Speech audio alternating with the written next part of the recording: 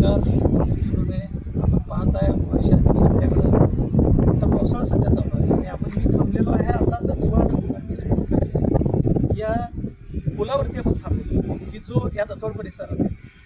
महाराष्ट्र आणि कर्नाटक या दोन हद्दीला जोडणारा हा महत्त्वाचा असा पूल आहे. आणि आपण पाहतो इकडे दूधगंगा नदीवरती जो महापूर आहे गाठी सापडा दिसतात, पाण्याच्या मोटरी दिसतात, त्या पाण्यावरती तरंगत आहेत आणि इकडे शेतवाडीमध्ये जे पाणी घुसलेलं आहे त्या शेतवाडीच्या पाणीमध्ये घुसल्यामुळे शेतीचं नुकसान सुद्धा झालं.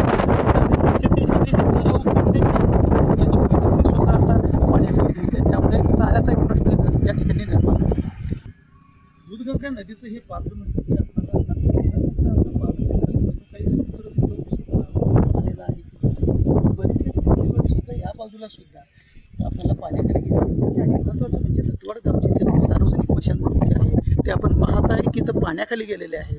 आणि त्यामुळं ऐन पावसाळ्यामध्ये महापुराच्या काळामध्ये इथं प्रेतांची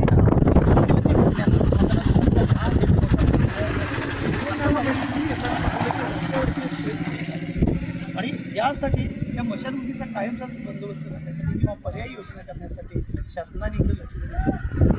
धन्यवाद.